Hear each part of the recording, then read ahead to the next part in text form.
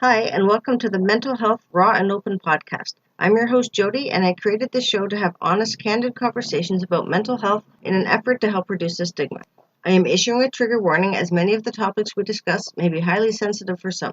If you are having suicidal thoughts, please reach out to someone, go to your local hospital, or call a crisis line. In the United States, call 1-800-273-8255, or in Canada, 1-833-456-4566. Hey, Brent, welcome to the show. Thanks so much for your time. How are you?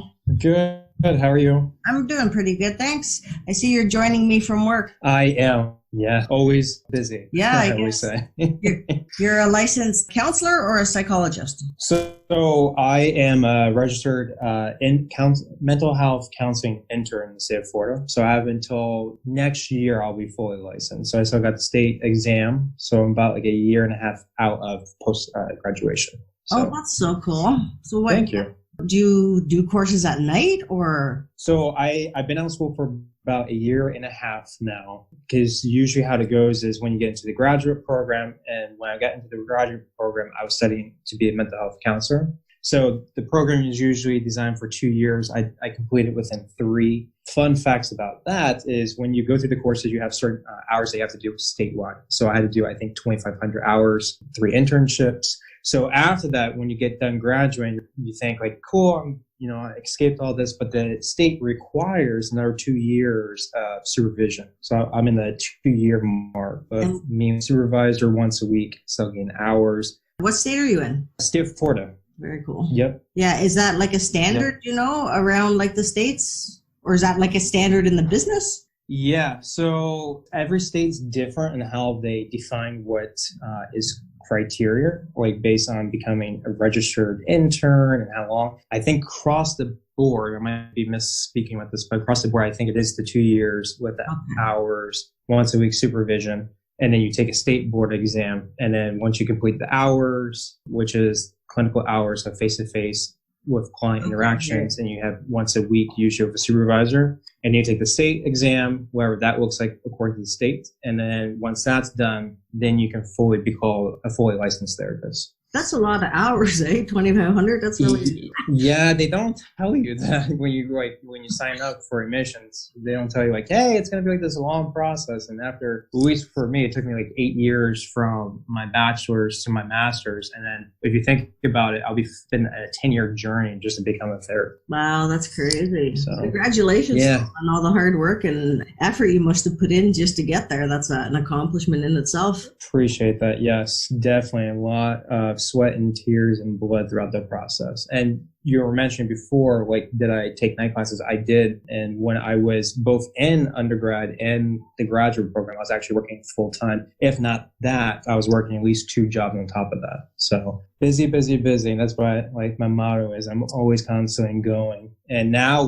would say without the classes, even though I've been out of school for about a year and a half, I actually miss it. It's kind of weird that way. In the midst of the chaos, I didn't miss it. And I was always like, I can't wait till it's done. But now I kind of miss being in the classroom and studying and that thirst for knowledge. Why did you go into mental health counseling? Yeah, that's a great question. Okay. A little bit about myself is I grew up with mental health disabilities of ADHD, as well as major depressive disorder, and also PTSD. So my whole story with wanting to be a therapist started in childhood. Unfortunately, from the ages from 7 until about 11, I would say, when I was living at the time in Detroit, Michigan as a kid, I went through a period of a lot of trauma. I was victimized by a family friend. And during that time, that kind of really shaped me, at least my pathology of who I was. And then when I got into my adolescent years, I kind of had an interest in it, but I always was always being stigmatized with it and trying to, I guess, understand what was really going on with me. That kind of allowed me to ask those questions. And during my adolescent years, I was going through different changes. I was always very awkward, very strange. And like I said, at the time, I didn't know that I had an undiagnosed of ADHD. So here I am with no medication, with no therapy, and I'm wondering what's wrong between my impulsivities, with hypersensitivity with sounds, and why my brain just was not working. And then on top of that, I didn't know that I was prone with the major depressive spells and how those came up. And on top of that, with the PTSD of hypervigilance, flashbacks. So during that time really shaped me. My way of coping during my adolescent years, I became a very active cutter. So I turned to blades as a way to kind of escape. Yeah, I hear you. As a way to feel. I need to feel something, right? And then also at the same time too, self-punishment. I had a lot of self-hatred and a lot of like I said, unresolved trauma from ages 7 to 11. So during that time, I ended up dropping out of high school about a month into high school. I got tired of being labeled as stupid, idiotic. I was in these special courses, which really didn't do anything. It was more of kind of like your babysitting courses. And during that time, like I just got kind of lost, almost like I would describe like a black hole. Everything was just getting sucked out. And I was trying to fit in. I was trying to be who I needed to be at the time. So all the time came to a catalyst at age 17 through 20. My parents went through a very, very nasty divorce. And I happened to be kind of pulled into it. And I don't go a lot into details of it, especially when I do podcasts out of respect towards both. But during that time, here I was, my own problems that were going on. And here I am not knowing what's going on with my brain and what's going on with my body at the same time. And it all that trauma back to the surface. And then it got to a point at 19 where I had my first suicide attempt and it didn't work out. I actually failed through. I was blessed enough to look back at the situation. I had a very caring girlfriend who actually became my wife. They actually intercepted into it. Oh, that's so cool. See, meant to be. That's awesome. Yeah. So she's always been there for me and she intercepted that. And during that time after 19, especially when I shared my story with my clients, I tell them that's when life started getting more into the dark, because I was right in the dark, but then I was still having this flickering light that was still there. That was like, hey, you still need to have hope with things. So I had 2 other suicide attempts, one at 21 and another one at 22. And I finally got to a place where I was like, you know what? I need help. I need to reach out. I need to figure out what's taking place because I can't keep doing this, because one of these attempts is going to be a success. Yeah. So eventually I got help. I saw a therapist. I believe I was like 20. I was one of my first therapists. Therapy was very complicated for me. I didn't mention beforehand, but my father is a psychologist. So I kind of grew up already knowing what psychology was in my household and teenage years. So I heard the lingo, I heard everything. So I was probably not your ideal client going into a first session, because here I was with my own biases and I could speak the lingo with the psychologist. And I was just not ready to hear certain things. I wasn't ready to be very open and very transparent. And I got to a point where, like I said, I got to about 22 where I saw a new psychologist and my life completely changed from that interaction. He was definitely the person that I needed. I still see him to this day. And he's just been an individual that really provided the needed help with getting on medication, finding what works for me, allowing me to process trauma, allowing me to kind of be comfortable with who I am. So that kind of led me into psychology. And then when I started college at 23, because as I mentioned, I was a high school dropout, I decided to get my GED. And unfortunately, I failed that like 3 times. And luckily, I finally passed it the 3rd time. So I went into college, locked my credits at community college, and then somehow the door opened. And the door opened, I went to nonprofit university. And during that time, like I said, I had an interest in psychology. So I decided to, and here I was trying to relearn and re-educate myself, because I only had a 6th grade education level and I just was not very confident who I was. And luckily I had professors that gave me a chance and they were able to interest me, captivate a lot of this curiosity. And it led to that. And I studied it. I fell in love with psychology. And the more I read, the more I studied of it, it allowed me to kind of understand what was going on with me, kind of provided certain answers, or at least allowing me to finally validate myself that, hey, like what's going on with me is not unique. It's not isolating, that other individuals live with this. And there is certain medical conditions that you're living with that can put strains in your life. Absolutely. So kudos to you for going through all that, going back to school and getting to where you are with that is just phenomenal. And pat yourself on the back if you don't already, because you definitely deserve to be proud of yourself, because it's a lot of work to get where you got to. And I think that you're going to be a fantastic counselor because you have empathy, because you've been through so much, instead of being a counselor that's coming from a book approach. So you've got that book background and you've got life background. And that to me is like the ideal counselor. Yeah, it's so true too. And it's interesting with working in the field, substance use, and also with mental health, because I've been working for treatment centers for the past 5 years. That's been most of my training and kind of where I'm at in my story right now as a therapist. And I always get clients that sit there and say, like, there's something different about you, Brent. I'm always intrigued by that. And time again, it proves it because I'm very transparent. I'm very, very unorthodox in how I do therapy. At one point when I first started into the field, I was very academia focused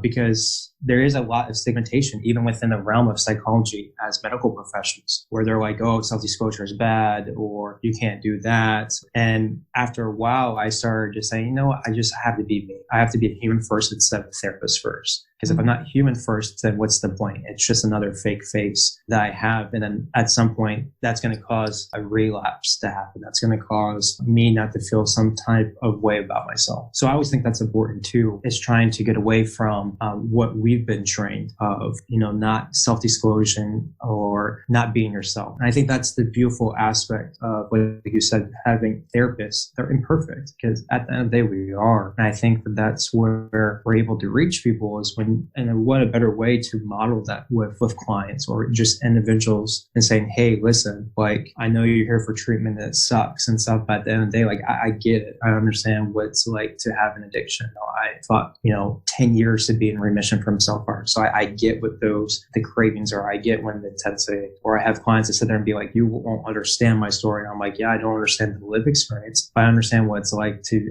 go through a period of life where I had trauma. I had similar thoughts. I had similar emotions, even though our lived experiences might be different or the severity of it, but the thoughts and the emotions are pretty universal. And I've shared that and I've walked through that. Well, that's awesome. Most counselors don't really open up too much about themselves. They kind of like redirect the question back to you, bounce it back off of you. But I think that's a really cool approach because it's going to create a safe environment, which is really important. And if you're safe and comfortable, it's easier to be vulnerable, which basically you have to do. Therapy is going in naked if you want to do the work. Right. You can go half into therapy and go, oh, I'm going to therapy once a week, whatever else. But, if you're going in, you got to go in full and get all the dirt and the shit out some way because it's going to come sooner or later. So being able to process it with someone, you look pretty young to me. So to be able to process it with someone young who has clinical experience and life experience is phenomenal. Like you said, too, it's about finding the equal balance with it. And I think that is where it ties in with the balance. And also, too, like with self-disclosure, it's always getting to the point of how does this best serve the client? How does this best serve their voice? And what is my intention? And I tell people this all the time, especially when I do my therapy courses or my group therapy sessions. I tell them all the time,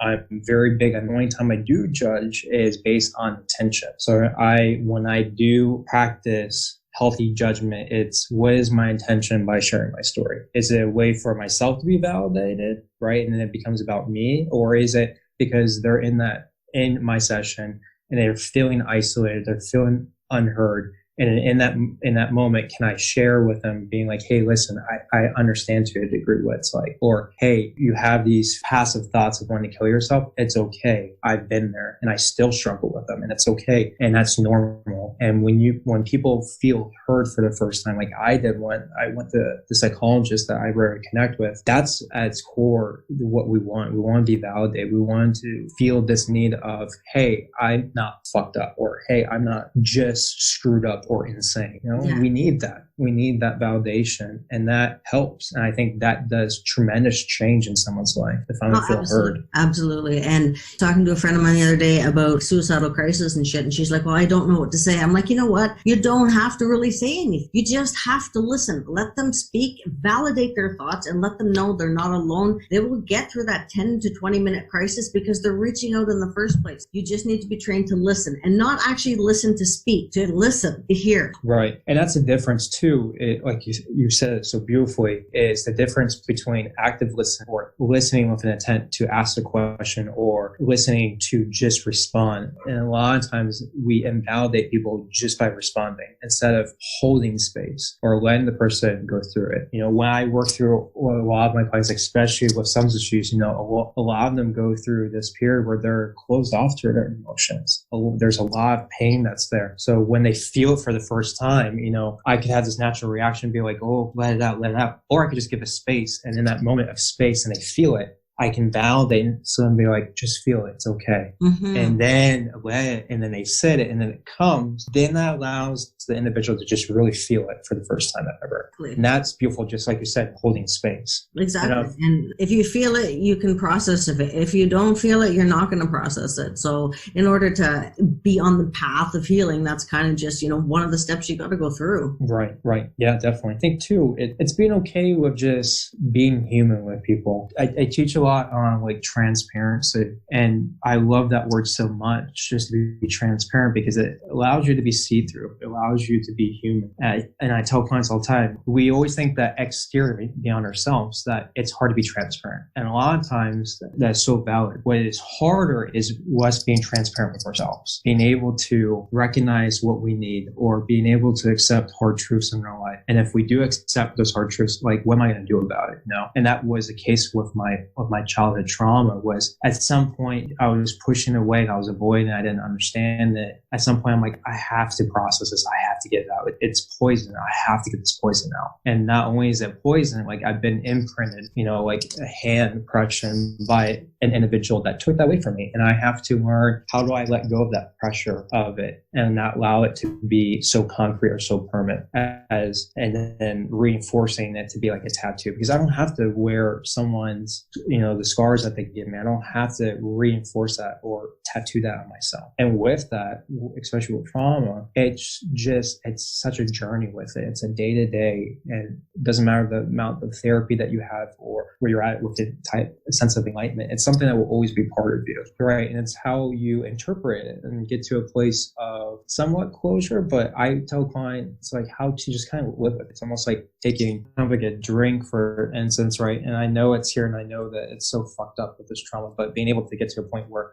I can see it and I don't have to react to it, but it's okay. But then I can put it down. It's there. And some days it's going to come out more, and that's okay. But other days too, it's not going to be, but it's still going to be there. And that's so realistic. And a lot of times we expect things to go away. And life just doesn't operate like that, especially life, because suffering will continue to happen throughout our lives. People die, traumas continue to happen throughout lifestyle. So it's just being able to process, being able to be heard, and learning to let go to the best of our ability and just become comfortable with it. And I think you also have to accept that with your diagnosis, whatever it may be, you have to accept the diagnosis, but you also have to learn to accept the limitations because of the medication, or one of my medications makes me feel like a freaking zombie. I can't focus on anything. I can't concentrate. So again, what do they do here is they give you another pill. So now I have something to help me focus, but without it, it's just, and I have BPD too. So every hour is this fun little roller coaster. Even though I have coping skills and I've been through therapy, intensive trauma therapy, and I'm a trained crisis worker, but to reverse it all in your head and unlearn and relearn is such a challenge. People ask, how long will it take to be healed? No.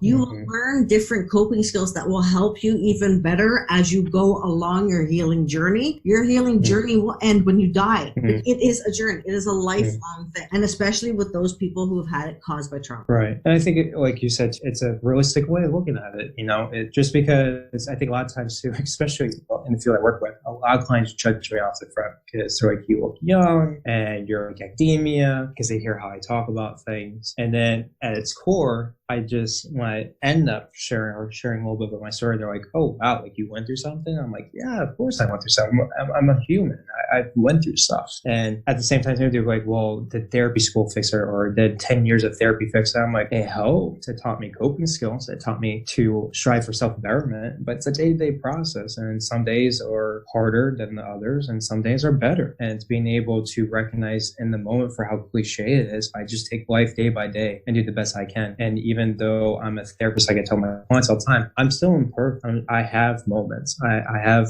my PTSD that kicks in sometimes when I don't want it to while I'm working with clients, or I'm going to have spells with my depression where I've now gotten under control where they come every 5 to 6 months, like the severe depression. And it's being able to recognize it and be like, okay, like I see it, like now I'm getting aggravated. I'm like either sleeping more or I'm less sleeping. And then now, like right now, I'm actually in the full glow right now with my depression, but it's manageable. I'm still working. I'm still functioning. I'm still pushing through. But at the same time, too, it's still there. But I've prepared myself for it. And I keep reminding myself, it's okay. Just take it day by day. As long as you made it to work and you're doing it, like eat, basic, communicate, you're doing the best you can. No, absolutely. You perceives a certain illness a certain way, but you come across extremely confident, which I find a lot of survivors have a huge problem with, myself included. So to be able to be proud of yourself and know that you're going to help so many others with your experiences and with your learned knowledge, it's like a gift to be able to give back and learn something from all the shit that you went and know that it wasn't for no reason. You can turn it around, and obviously you're like a great example of surviving to thriving. That's awesome. I've always loved that terminology too, from surviving to thriving, especially when I'm doing trauma work with my clients. And I've always, and it's just me, just my opinion, I've always been uncomfortable with survivor. I've always that need to be to the next level. And some people call it thriving. I call it navigating, being able to navigate through life to the best of my ability. And how I tell clients, at least within Florida, because a lot of people come down to treatment where I'm at in West Palm Beach, Florida, is I tell them, I'm like, it's like a hurricane. Life and pain, especially pain, painful situations, death, job loss, anything you can think of that are painful experiences that we go through. They're like cat hurricanes. So it's either tropical depression, which feels like there's one going outside right now in my office, or it can get to a cat 5. And it's being able to recognize, am I the victim through this storm right now? And can I through it? Or am I a survivor where now I have the knowledge and I recognize it, but now I'm just reacting? Or can I just be a navigator and learn, hey, listen, the storm's going to come. I either embrace it and prepare for it, or I just need to be like, hey, it's a cat 5. I'm just going to leave Florida. It's not worth my house. It's not worth the materialistic things. I'll leave. And I think that allows people to have the ability to have choice and allows them to have empowerment. And I think that's so important for us, especially have gone through so many different traumatic events, is being able to be empowered. And that's such a beautiful thing when I can allow to create that space for an individual who's had painful traumatic experiences and to see it flip in them with empowerment. You can't take that away from somebody. And it's crazy because I have clients that sit there and be like, oh, Brent, you brought that out. I'm like, I didn't do anything. I said, you did it. That was all you. I just asked certain questions or I provided space, but that was you in the moment. And the second that they see that and they get validated, that was all them. I don't think you can ever take that away from people at all when they become empowered and then they want to do something with it positive. Either being a therapist or reaching out or being an advocate, right? Because it's like giving back, and that allows us to still feel connected. Do you ever have a problem, since you do trauma therapy with people, do you ever have a session that triggers you? Like, obviously you're not going to deal with it in session, but after session, are you just like, holy shit, that was something like my past, or, that reminded me of this. And then you have your own triggers that are dealt with, but they're still going to always be triggers. Right. And I think that's one of, I would say, the challenges with being a therapist, especially with lived experiences, is when I've really first started the field as an intern, I didn't know how to not dissociate. I remember I was underneath a supervisor. When I first started the field, I worked at Adolescence Center for about 2 years. And I was an intern. My therapist that I was being trained under, I was basically her intern. And she was a trauma track. And I'm like, this is amazing. I'm fascinated with trauma and stuff. And at the same time, too, I'm going through trauma work. And at this point in my life, when I was an intern, I was kind of in remission from therapy. I was a different place. And I remember she was doing, I think it was a drama narrative with one of the clients. And he was talking and sharing, and it was kind of similar to mine. And the next time I know it, I'm back past. And I'm like, where am I at? I felt bad for her because she saw me like dissociate. And then now she has a client that's dissociating. And then afterwards, she was like, are you okay? And I'm like, well, that was different. She's like, in that second, she's like, I can tell that you've had lived experiences through trauma. And I remember thinking like, oh, great. I'm going to be like so judged right now because here I am trying to be a therapist and I'm trying to impress people and I'm early in my academia. It's been so like, oh, don't get X marks for like doing things wrong. But in that moment, it was cool and I respected her as a supervisor. And I still talk to her to this day. She was able to share her own. She was like, listen, Brent, the reason why I'm a trauma therapist is because I went through trauma. And she goes, she said, this will be the next level of training for you, is having a lived experience, but working through that. And from that, I was able to work through it. And it got to a point where there was a therapy, I think through a 3-month period, there was 3 therapists that came and go, which is kind of common in treatment, especially back in the day when it was kind of chaotic down here, like the Wild Wild West with all the scandals and stuff in Florida that happened. And I remember I basically became the primary therapist because here I am working with teenagers from 13 to 17 and there was no stability. And here I am the intern, and eventually I became, not that I wanted to, the therapist because I'm the one that's only consistent. And I remember I got a call from one of my relatives and they told me that someone back home like passed away, and it was the individual who victimized me. And here I was having 5+ years of remission from cutting. I had 5 years of therapy. What do you think happened? All that shit came back up in that conversation. That person didn't know because at the time I was still very secretive, and my wife was the only person besides my therapist that knew this. And that whole week was devastating to me. It really challenged me. I had cravings to cut, and I joke with my clients when I share the story. I'm like, it was almost like the universe was like provoking that week. It was like I would be showing up to work and they're like, hey, do you want to like cut out like these handouts? And I'm like, are you kidding me? Like I've never cut out handouts before. Like this has to be like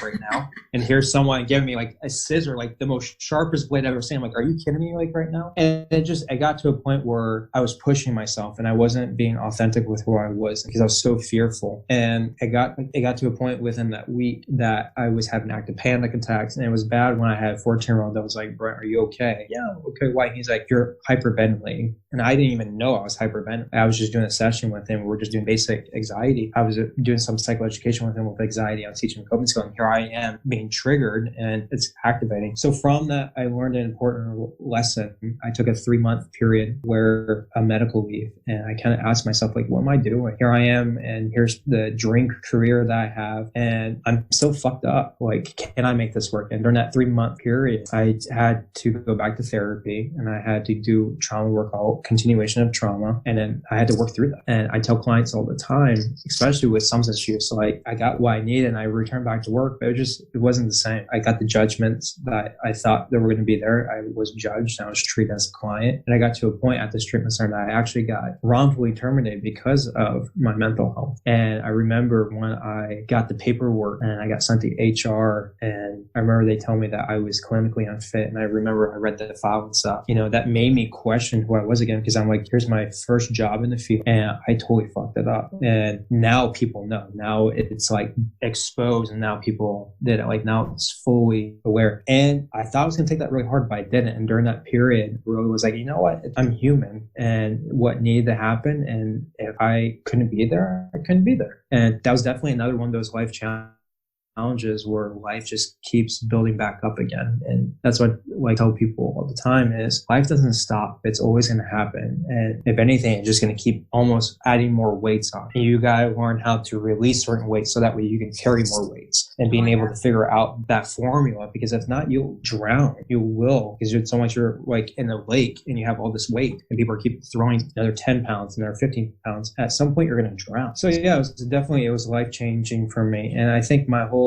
career has been life-changing, and still continues to this day. I mean, I'm not the same person I was a year ago with myself outside of being a therapist. But then with being a therapist, I'm still not the same person. I've actually grown. I've actually become more comfortable with who I am. And I think that's just a life experience. We always constantly change. And you mentioned like I will grow young. I'm 32 actually, and I appreciate that. Thank you. But yeah, I think life is constantly growing, and it's just learning to adapt. It's learning to adjust, and it's learning just to be okay with life and be appreciative to the best of the ability and just continuing on. And I You mentioned with, thank you for being transparent with me with, living with BPD.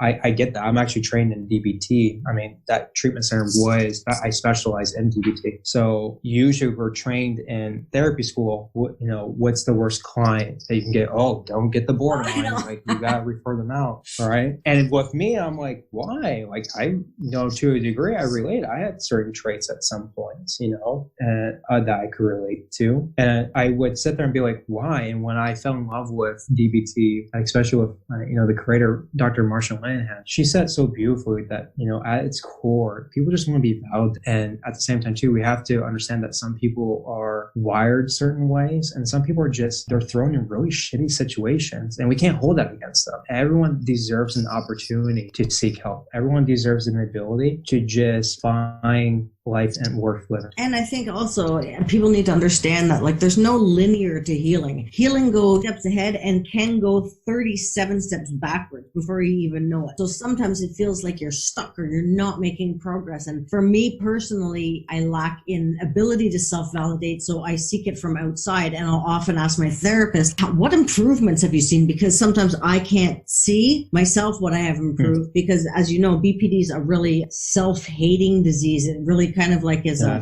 war in your head all the time. It's a nonstop battle, and the unpredictability and the lack of control. Again, I used to cut all the time just because I didn't know what else if I didn't do that, I felt like I was going to jump off the things. That was the quickest thing I could do to get some sort of mental relief, even if it was only for, 30 seconds while I bleed. And then I'm like, oh man, another scar. Right. Yeah, and it's true. And I think too that some people are just so very fearful of it. And like I said, it's being human first, then being a therapist, and it's being able to meet people where they're at. And if people are willing to seek out therapy, that says a lot, because a lot of times there's stigmatization behind that, and we still operate within our psychology and counseling system where there's this shaming aspect of being like, oh no, like heaven forbid you ran into like Susie from like down the street. At the same time too, it doesn't have to be like that, and that's where the stigmatization like lives with. And like when I'm open, I'm transparent, I even still to this day by certain professionals, they'll look at me and they'll be like, wow, Brent, like you're really transparent, like you're really going to tell your clients that you have PTSD, major depressive disorder, or you're in remission, or you're going to share certain things with them. I'm like, of course. I'm like, why wouldn't I? Why wouldn't I pass on certain acknowledgement, or being able to tell them, yeah,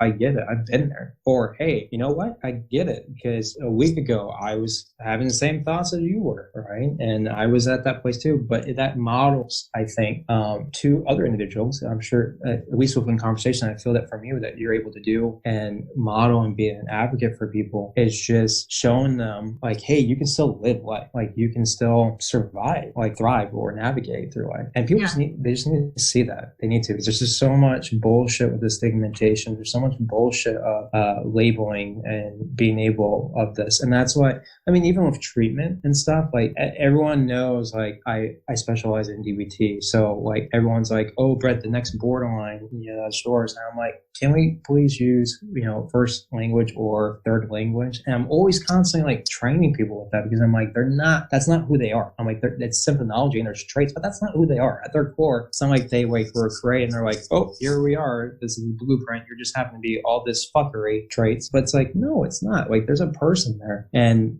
they live with it. Doesn't mean that dictates them. It doesn't have to be like their full identity. And that's why I teach people at the time, like living with any type of medical condition, living with mental health disabilities, substance use, whatever it is, that's a part of who we are, but that's not fully who we are. It's not. It's one aspect or one factor. And people just get so fearful about that. And they miss the beauty or appreciation of beauty behind people. Oh, absolutely. I'm at the point where at some hospitals I go to, even if I'm going in for a physical injury and they're like, are you on any medication? So I'm like, okay, so I'm going to reverse the order so that it looks like I have depression and anxiety. And then if worse comes to worse and they ask about the mood stabilizer, I'll throw on BPD. But when I do, it's like a flip of attitudes changed all of a sudden. Well, first of all, you're female, so you're already really emotional. So, you're just like extra emotional, or I've gone in semi-suicidal and they're like, you're just exaggerating things, because that's what BPD people do. Here's a Valium, go home, go for a walk, go for sleep, the stigma with it. And even if you look online, like when you first get diagnosed, you tend to look up your own shit. If you go on some websites, like there's a website called Quora, and I swear to God, if you look on there about BPD, you'd be flying in front of the first train. It is the most horrible descriptions and questions that people ask. You're purposely manipulative and you're purposely doing everything. And people need to understand that my brain didn't form the same connections, the same pathways that everyone else's did, because I was severely traumatized for so long from such a young age. There was no time for proper development. So now it's a matter of unlearning to relearn, to rewire. Right. No, you say so beautifully too. And I think that's why it's so important, especially with you doing a podcast and stuff. It's being able to allow people to hear our voices and allow people to understand that they're not alone. And, you don't have to have this be part of your identity. There has to be a balance. I'm so big with like balancing. And that's why I think, now we're in an age a little bit. I know people are so abrupt about like, oh, now we have to change certain languages, but we have to. Like, we're evolving as a society. This is needed with either first or third person language. Like, that's important. Even with myself, like when I talk about like self-harm, I use remission because how I look at it, it can always come back. There can always be a reoccurrence, but right now it's a remission. The reason why I use remission is because that word is associated with individuals who have gone through cancer or have survived cancer or continue going through the process of it. There's a remission with it. And I see that with my cutting. Like, there's a remission. It can always come back, and there's opportunities for it to come back. There's always stressors or triggers or urges in the DBT language that come up. Yet at the same time too, when I use that and when I tell clients all the time, like, you're not, again, this is just my viewpoint. Like I'm telling them, like, you're not like an addict. You're not. Like, in active addiction, you're an addict. Okay, that label can be there because you're an active addiction that describes it. But now, like, you're in recovery. And I'm like, you're in remission. And when they start really thinking about that, I'm like, you got to use that language. You got to train people, because at the end of the day, if you're told that you're a piece of shit, and then now you're in remission, you're still being told you're a piece of shit. Like, how are you supposed to get past that? Like, there's so much more complexity for who we are and stuff. And I think that's just so important. There's so many missed opportunities with it. And that's why a couple years back, I don't know when, but when Dr. Marsha Linehan, like, I totally understand why she created DBT. Here she was creating a stem off of CBT. And for her to be so brave, especially with her generation, there was so much stigmatization, and her finally being like, listen, I live with DBT. The reason why I created DBT was I sat there and I saw the system was flawed, and I created something to help individuals like myself to live through that. And people were floored by it, being like, oh, she created this and like she lived with it. And I'm thinking at the time before she even, I was like, that there's some truth there. You just don't come up with certain theories if it doesn't come from authentic place with lived experience. And that's why there's so much more respect. I think professionally why I continue to practice DBT was she gets it in the language that she talks about. And here are individuals who live with this certain medical condition, and they've been so ostracized and so judged. And it's like, no, like, it's just the individuals that live with that have to learn to live their life differently. We don't all fit in the same box. Just like I have to operate, how do I live with living with PTSD? How do I live with living with major depressive disorder? How do I live with ADHD? That sucks. Those are 3 different distinct diagnoses. And I have to adjust my life accordingly because each one of those play off of each other. But they play against each other. But at the same time, too, I'm more than that. I'm a therapist. I'm a husband. I'm a creator. I'm a writer. There's more to who I am beyond those. And they're just factors, but I don't know. Hopefully that makes sense. It does, absolutely. Because I think a lot of people, when they're diagnosed, they feel like they have to become their diagnosis. Oh, you said I'm like this, so this is exactly what I must be like,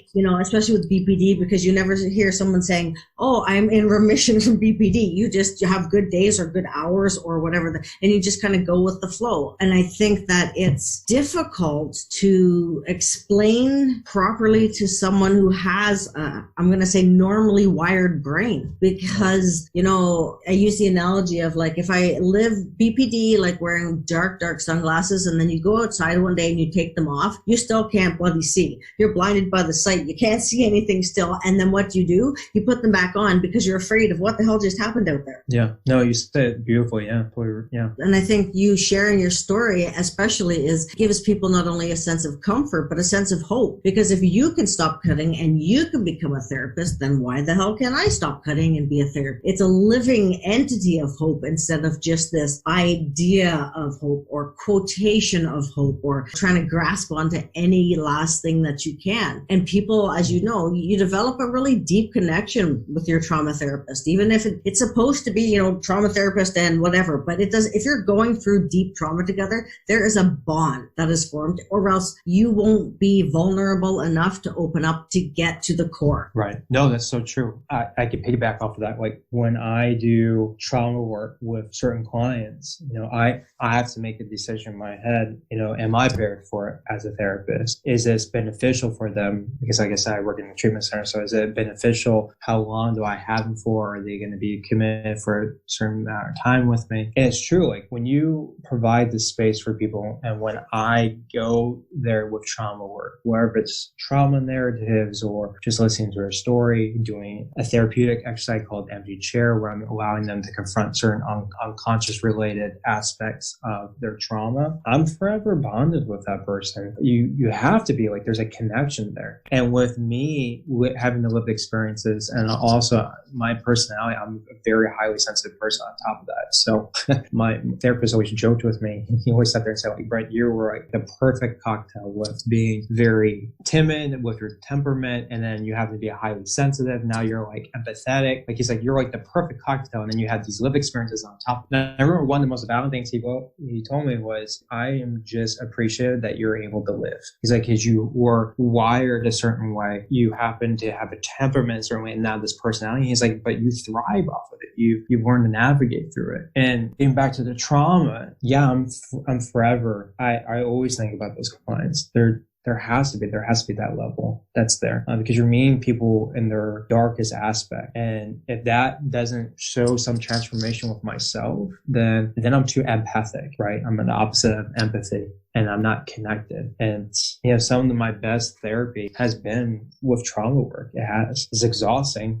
Usually when I do trauma work, I have to do a day or two to regroup, or I have to call my supervisor and be like, hey, I just need to vent. Just give me like 15 minutes to vent. I just have to vent what's going on. And then I'm good after that. So yeah, it's just, there's a connection with it. And every time I do it, it allows me to remind myself of what it was like. And also it allows me to feel like I'm giving back. It allows me to know that what was so fucked up from ages 7 to like 11, that my way of saying fuck you to that situation is giving back and helping other people and being there and providing that voice, providing that validation, and allowing people to feel like they can actually live life. That's my biggest fuck you to that. And when I tell clients that, I'm like, the biggest thing that you can do is empower yourself and live. And by living, that's the biggest fuck you that you can do towards trauma itself. That's a fantastic way to put it. I think sometimes it's just, finding the right therapist is just, like it's a hit and miss game. I'm pretty intuitive, and I can tell right now, if I went to therapy, we'd be cool with you, because I can sense from your voice, I can see your eyes, first of all, so I can read your eyes, but I can sense from your voice and your mannerisms that you're empathetic, kind, and a little bit guiding, because I think people get to a point where you're lost. Yeah, you're in a dark pit and someone's showing you a light, but which fucking direction is the light going in? Like, how do you know which path to go down without, right. Someone like reaching a hand out and saying, come this way, instead of going down those other paths,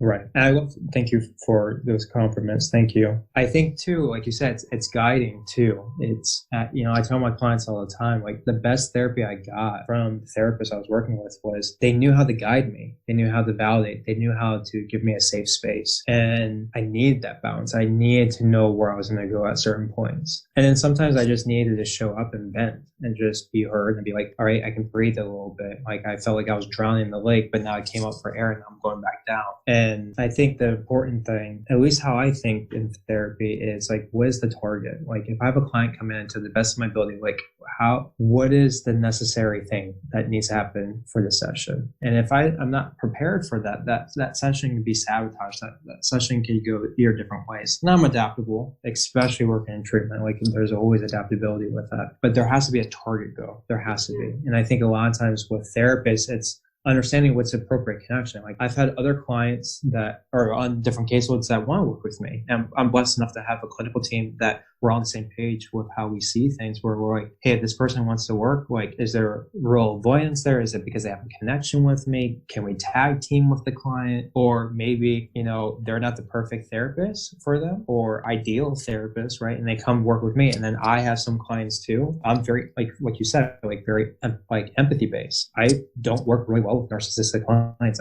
They don't like me. And I don't like them, because I'm like, let's get to the root of calling you on your bullshit. And then also at the same time too, let's talk about emotions. And they're like, nope, not going to do that. And I'm like, listen, we're on the complete opposites of the spectrum. I'm very empathy. You're empathic. Like there's not going to be any type of connection, right? Yeah. But I know that stuff for myself as a therapist, and it's being able to understand and meet the client where they're at. And that's being very client focused and serving the client to the best of the ability. And that's how I see therapy. It's like, how can I be of service to someone? I'm providing a service, but how can I take it to the next level of providing the best service possible? Because a lot of times I tell you this, I've worked through this. It's like imposter syndrome. And for individuals who don't know what imposter syndrome is, it's basically where you get to a career, you doubt yourself. And there's times I'm in session, in my head, and I'm like, I don't know what to do. I just don't know what to do. I was thinking that way, and I was going to do that. And I just go back to the basics of just having space, meeting the people where they're at, and being honest. I told clients too, when they're wanting to respond to me, at this time, I don't have an answer for you. Or at this time, I can't provide the answer for you. You're going to have to figure it out. And some clients are like, whoa, what is that? And I'm like, I don't have all the answers. I'm human too. And I'm like, let me think about it, and I'll get back to them, and hopefully I'll guide them a certain way. And curiosity has helped out a lot. Have you read anything from Brené Brown at all? Oh, Brené Brown? Yes. Oh my God, I love that woman. I just watched her Netflix little special she did on Netflix, 45 minutes on courage. I love her. All I can say, I have a couple of books, and she's just fantastic. Yeah, she's amazing, because she talks about the power of vulnerability. And one of her books, I believe it's Imperfections. There's more to the title, but Imperfections. She talks about captivating curiosity.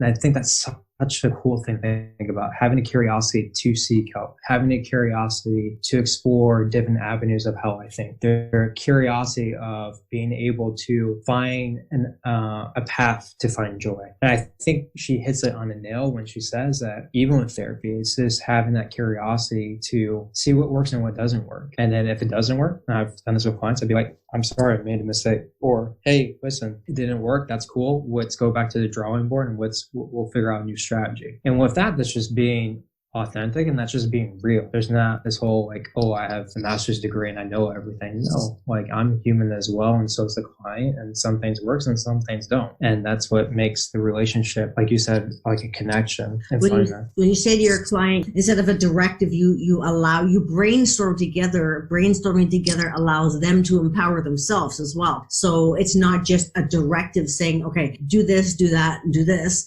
Let's work together to figure out what is the best solution for not necessarily something that happened 20 years ago, but how it's affecting your life today. Correct. Yeah, and that it's meeting people where they're at. And I think that allows the therapist to grow, and I think that allows the client to grow. And in general, just allows the human experience to grow. And when you were saying about the language too, it's so important to try and change committed suicide or died by suicide. There's such an importance in the language, even though people don't see it. I reiterate it all the time. People say, oh, committed suicide. No, they died by suicide. Actually, they died from a mental health issue, which led them to a suicide. But committed is such a illegal, and it's just not the right word to make the situation not okay, but understandable almost, so changing little words like going into or having remission from cutting, I think that's a fantastic idea that I will actually pass on to others, because again, you don't know. It's like being an alcoholic.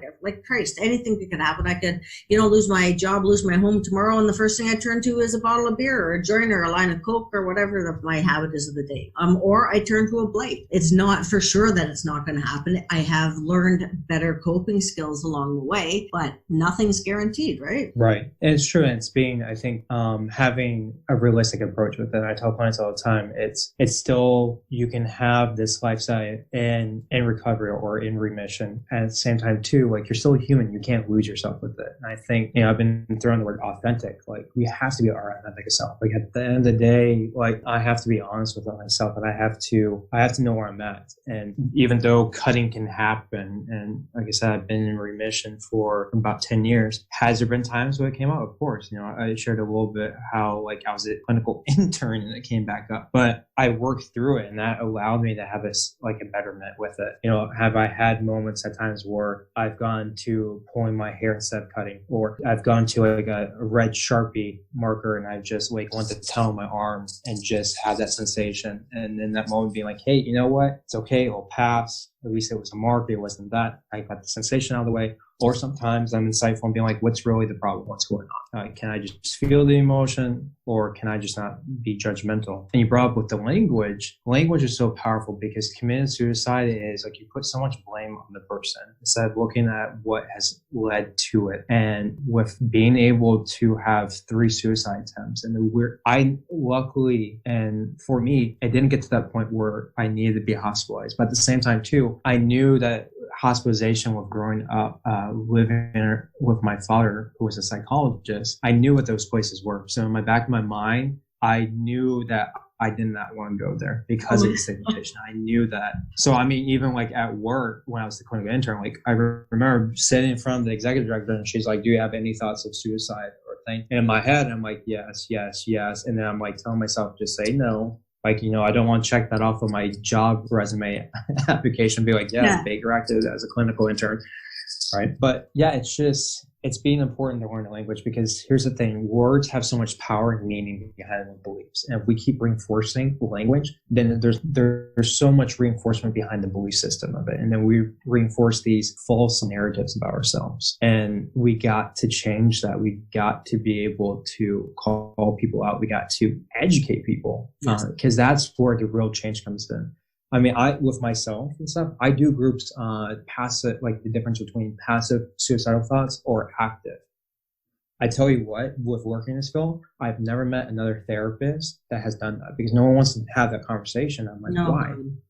I remember in group, and I joke with everyone, being like, okay, like we're going to talk about like suicide ideation. All the clients are like, okay, like what's this about? And I'm like, it's all right. This is safe. And we're going to talk about, and I'm going to, teach you the difference between passive and that. And when they learn what passive suicidal thoughts are, the guard comes down and they start talking about it more. They talk about being like, hey, like, yeah, I wanted to throw myself off the bridge the other day. And I'm like, okay, well, let's think about what was really going on with it. Well, it's because I felt invalidated. I felt this, and I felt like a piece of shit. And I'm like, oh, that's okay. You just wanted a form of escapism. You didn't want to die. You didn't need to die. In the moment, you just wanted to check out, and that's okay. There's nothing wrong with that. Like I've had those thoughts too. Yeah. And when they hear that, they're like, oh, wow, like that's still active for you. I'm like, yeah, they're passive thoughts. They come and they go. I don't have to act on it. They're like, well, Brent, you sure? Or they'll say something and they'll be like, oh, you're going to Baker act. I'm like, no, because there's no plan of action there. There's none. So there's no need for it. So in that system, especially in Florida, we have something called the Baker Act. I've seen clients be Baker Act, especially at the teen center and stuff. That was horrible. One of the first Baker Acts I saw was this African American young boy who was 16. That traumatized me. That really did. To see him go into the room, we staffed him, and then seeing EMS show up and take him, and he flipped out, and it got to the next level, and we had to call law enforcement. And I'm in the room as I was a behavioral tech at the time. And I'm like, oh my gosh, like this is traumatic. Like the poor kid already has trauma, but this is traumatic in itself because he doesn't understand what's happening. Then there's segmentation. There's a cultural piece there. And it's like, oh my gosh, like this is horrible. And that's where I think that there still needs to be improvement at. There needs to be more, we need to have more courses in the school system. We need more mental health professionals, or even better, we also need advocates to be able to come in as guest speakers to speak about this, like yourself being an advocate and being a crisis specialist coming into the school system and just speaking from a lived experience or just talking about it. Like kids need to hear that. They need to grow up in a school system or even in their lived experiences of that this is okay. Like this is normal. We can reach out, and these are helpful things. Instead of like with myself, the times that I probably needed the services, I was too fear-based. I really couldn't. And that hindered me. And luckily I was able to survive those experiences. But a lot of people are not fortunate enough. They aren't. And that's not on the individual. That's on the system itself, multiple systems that failed them. I have been like you. I've had 3 attempts and a bunch of overdoses. And the only one that landed me in the hospital was when I was 8, and that didn't really count. So that was kind of like, swept aside. And I think now, I can say I've been passively suicidal for, most of my life. I don't have plans in the back of your head. You have for me, it turns into a safety net almost. Oh, if worst comes to worst, then I've always got the control over this. Because with BPD, sometimes you don't have control over much. So if you can hold on to that one thing, that becomes a safety net. So now I'm looking to replace it with something else, which isn't easy to do. So you have to kind of like slide something new in a little bit and, nudge the old one out a little bit by bit. And sometimes it goes right back. It swings right back to where it's my safety net. And sometimes it's, starting to break a little bit, which is where I need it to go. So yeah, well said with that. And with hearing you talk, and I can tell right now, there's so much insight that you've learned through therapy. There's so much insight that you've applied with just being a lived experience. And that is just the process of being able to understand what takes place in our mind, our emotions, our physical bodies. The more information I think that people can have that's not like stereotypical nonsense and bullshit, I think that's going to be totally helpful. Awesome. Whenever you're ready, we could do a part 2 again. I'm fine with that. And thank you so much for, allowing me to come on. Oh, thank you so much for your time. That's all. It's awesome to talk to you. And nice to put a face and a voice to a person. Right. Especially through Twitter. I always keep telling myself through Twitter, I'm like, I need to post more of people see my face and my interaction. Because sometimes I come up with really good things to tweet, and tweeting is very complicated in itself because I don't give you so much to type. Yeah. So you miss like that opportunity. So I've been trying to think of opportunities that I can just go live streaming or being able to talk just from my authentic self. At my core a little bit, I still have my academia training. I'm like, oh my God, you need to be more formal with how you speak about things. Again, thank you so much for your time. It was such a pleasure to talk to you. You as well. Thank you so much. Bye. Thank you. Care. Well, as we wrap up the show, I would like to give a warm thanks to our guest, Brent Lyles, for sharing his story and his time with us today. If you enjoyed today's show, please make sure to subscribe to the podcast so you never miss another episode. If you have any comments or questions or wish to be a guest on the show, you can message me at OneLastKick71 on Twitter, Jody BEE on Facebook, or through my website, jodybetty.com. Links can be found on the podcast website. Thank you for spending your time with us. Hopefully we can help to eliminate or at least reduce the stigma around mental health. Until next time, take care and be well.